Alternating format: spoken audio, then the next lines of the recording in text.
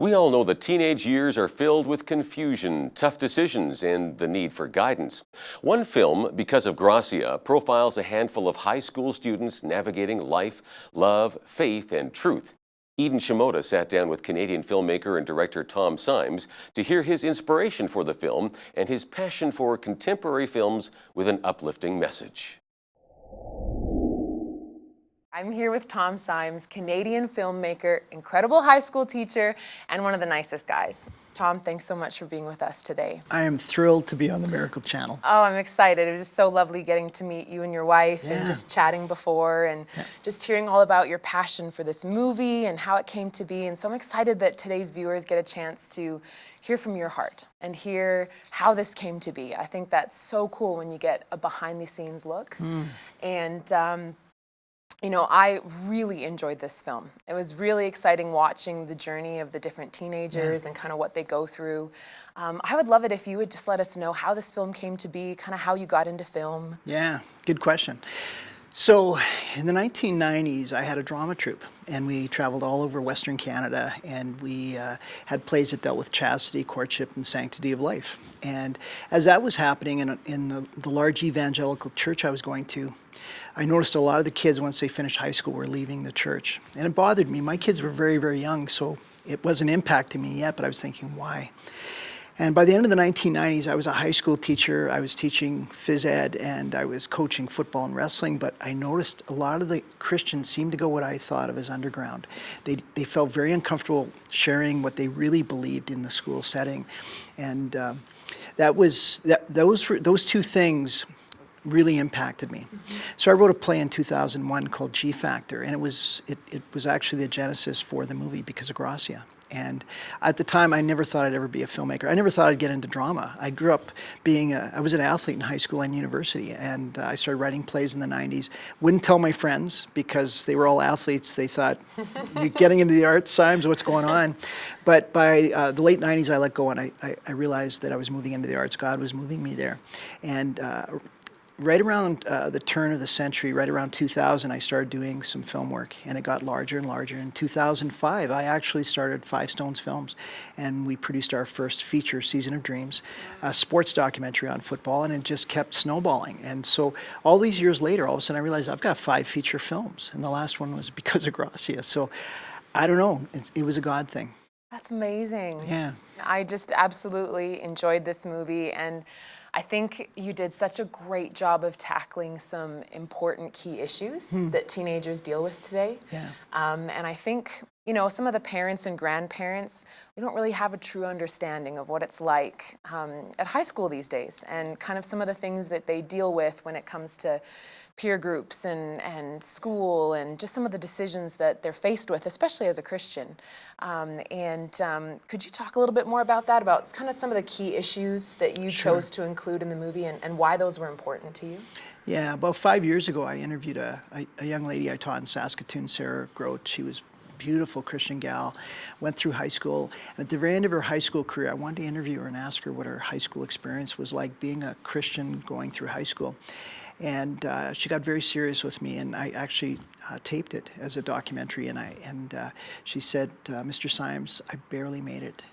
Each year, my faith was getting eroded every single year." And what I have seen over the last almost 3 decades of teaching is that Christians are going more and more underground with their faith. They're feeling like they can't be part of sort of the global conversation because they don't have the right thoughts or the right ideas. And as secular humanism has sort of encroached on us, they really are being marginalized. And I feel like a film like Because of Gracia, first of all, it helps them understand who they are. So in that sense, there's an empathy factor involved. The other thing is I think the film really challenges young people, especially when Gracia is debating her high school debate teacher on creation versus evolution. And really the creation-evolution debate wasn't really what I wanted to get across. At the end of the debate, when Gracia has her monologue, she's really saying that, hey, I don't get to share my ideas in the marketplace, and I want to be able to share with you what I actually believe, but I'm going to be shut down or mocked. So it's like we're not allowing this voice to happen, and kids, they empathize with that, but they're also challenged by it. And it's kind of like, okay, there's moments every single day where I could actually share what I believe. Am I going to have the strength to do it? And when they see Gracia do that with grace, and just with passion, they go, you know what? If I have grace and passion, I can share my ideas as well, and I can lay it out there. And the last thing about it is I think it inspires them. It's like, Chase is one of these guys who is so much like a lot of the kids I teach. He's internalized everything. He's himself when he's in his bedroom, and he's getting ready to be with Gracia, and he's like this. But when he gets out into the real world, he's so careful, and it's almost a fear factor. He's afraid of what people are going to think about him. He's afraid of really who he really is. And the film, in many ways, inspires kids like that to go, "Wow, I'm like Chase. I need to start doing this." I love that you tackle that freedom of speech in the movie, because it's such a hot topic in our culture today, and people, so strongly want to stand up for their truth. Might not necessarily be the truth, but Sure. it's, their truth. And I see what you're saying. There are a lot of Christians who feel a bit like, oh, if I don't have the right words, or I don't know if I'll look really silly if I say something. But I think the movie does such a good job of giving confidence to your convictions and just going for it and just sharing. But in regards to freedom of speech, why was that so important for you to kind of hit the nail on the head for Christians watching? Well, going back to the play in 2001, I saw that happening, it's hard to believe, almost 20 years ago. I saw the freedom of speech issue becoming big in the public school system, and it's become even larger in the last 20 years. And what I think of it like is like the Christian kids are being painted into a little corner, and really what they're being told, the narrative is, just shut up and listen, because we have the answers for you. And life is not that simple. And when it really comes down to, the kids have convictions around the issues around sexuality, around chastity and courtship. They have convictions around the abortion issue if they're pro-life. They have issues around even science. And all these issues, they feel like they have a voice, but the larger narrative from the culture at large, whether it's media or journalism or even academia, is, hey, these are the right answers, and if you're outside of those answers, Right. we're going to attach isms and phobias to you. And I really resent that for the kids' sake, because I really feel like they should be able to share those ideas. Absolutely. And it's important to get the conversation going and to not let the loudest voice in the room be the only voice, right? Yeah. You did refer a bit to undercover Christians. Can you tell us a little bit more about your experience with that? Is that something you saw as a teacher with some of your Christian students? And what do you think, I don't know, did you see anyone along that journey that kind of, like in the movie, they get more confidence, and what helped them kind of come out of being an undercover Christian? Sure. Well, one of the things that I've seen over my teaching career is I've seen Gracias, female and males, by the way, all the way through my career.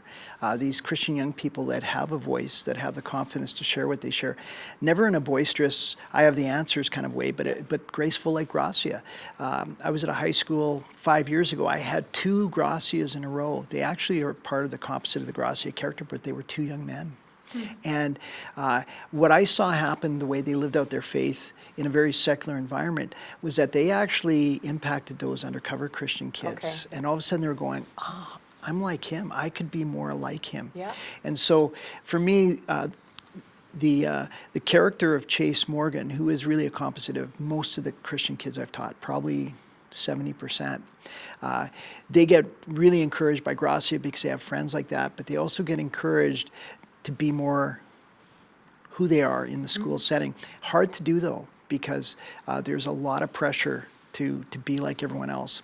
And I think that, the other factor is to have teachers that have confidence in themselves. And my youngest daughter is going to be a teacher. She's at Trinity Western University, just finished her 3rd year of education. It's going to be amazing. Awesome. But I have Christian friends that say, why, are you nuts? She's going to go into the public school system. I said, exactly. Yeah. The darker the night is, the stronger that light is. That one candle is going to be brighter. And I really feel as Christians, we need to be in the public school system, be part of that conversation. I need to be Gracia for those undercover Christians so that they have confidence when they're in my class. And I think that happens on a daily basis. But the undercover Christian is not going to change unless we have films like Because of Gracia, really, that show them and model things that they need. You know, we have TV shows like Riverdale, you know, and we have all these role modeling for young people that are so much the opposite of what they actually need. They need something that lifts them rather than takes them down. And so that's what I'm thrilled with the movie. You know, you talked about kind of the Gracias, the people who are strong in their faith, who can speak up, who aren't perfect or boisterous, but make a difference and cause other Christians to kind of rally with them and feel like, okay, if she can do this, I can do this. And it really reminds me of something that we've come to phrase here as spirit contemporary. And it's a phrase we use here a lot, just reminding us to be spirit contemporary as Christians, whereas full of God's Spirit, full of His power, full of His miracles, but being relevant and contemporary to the people around us, and, you know, not becoming religious or judgmental or pointing our finger or, you know, and I think this movie really embodies that. And, you know, why do you think it's such a valuable message in the 21st century to be contemporary, but yet to not let down on your conviction? Sure. Well, I think, first of all, the media has a profound influence on all of us, not just young people, you know, whether it's social media through Facebook, Twitter, Instagram, etc., but the mainstream media through film, through television, journalism, I mean, that connects to us, academia. But what's encouraging to me is I believe that everything is downstream from popular culture, and that even the church in many ways for young people is downstream. And that's why all these kids were leaving the church when I was in the 90s that I went to, is because the culture, the popular culture, was more important to them than the church. And so I think that we have to take the fight to where the kids are. Let's take it to the movie theaters. Our movie screened in the U.S. in 35 theaters, did amazingly well, by the way, and we were so excited about that. But we need to take the mainstream media, we need to take popular culture. Our movie's entertaining, I know that, but it's also got some incredible messaging. We need to take that straight to the homes. We need to take the DVD, we need to take that into the homes, and we need to show this to our kids over and over again and give them an alternative to what they have. You know, there's so many ways that this movie can go on to impact a lot of people, and you mentioned, you know, future projects. So this isn't, you know, this wasn't just a one and done. You've got more in your heart to do. Sure, yeah. I've got a film I'm working on right now called Breathing Room, and it's about another family of faith that's dealing with cystic fibrosis. And most families, I think all families, deal with an unwanted guest coming into their home, whether it's mental illness, whether it's drug or alcohol abuse, or whether it's a disease. We have my youngest daughter, she has type 1 diabetes. That's a guest that came in that's never going to leave. And in the case of cystic fibrosis, it's another guest that comes in. How do you deal with that as a family of faith? And it's a beautiful story, and it covers 4 decades, and it's inspiring. And I really believe that's what Five Stones Films is supposed to do. We're supposed to create this inspiring narrative that really supports families of faith. And so it fits into sort of the genre that we want to continue doing. And I appreciate the fact that you love Because of Gracia. Absolutely. And I think, you know, I agree with you. You know, we need to have a strong voice in the media, and we need to be an excellent voice, a powerful, a very creative, a very almost surprising. And I love it when the Christian world surprises people, because Jesus was a man of excellence. He you know, crowds drew to him, which means he was very relatable, very contemporary, that people felt his love, people felt his acceptance, his forgiveness. And I think through movies like this, people have a chance to meet him. And I think we have to get into mainstream media. And I just am so grateful for people like you who are following the call on your life and following a dream and pursuing that purpose. And, you know, Miracle Channel, our viewers, we believe in Christian media. We invest in media media and here at Miracle Channel, you know, we have a passion for that. And so it's exciting to meet people like yourself who are also on this journey and who are creating such incredible content that can inspire us, that we can share with people. So we just want to thank you so much for being with us today and just sharing your heart. And I just wanted to give you a chance to, you know, if there's anything else you wanted to share with our viewers, any kind of last words or a message or anything you want to share, you just go right ahead. Sure. I guess one last thing, and I'll look directly into the camera to share this thought. As I mentioned earlier, our film opened in 35 theaters in the U.S., and we actually have Gracia babies that have been born, young people that went into the movie theater that were pregnant and weren't aware what the movie was about. They saw the journey of Bobby and being pregnant and her decision, and they decided to have their babies and called their babies Gracia. That's how impactful film is in people's lives. I don't underestimate it at all, and I don't think the folks out there should as well. That's beautiful. That's so powerful. And again, we just want to thank Tom Symes for joining us and sharing all about your powerful film. So thank you so much. Thank you.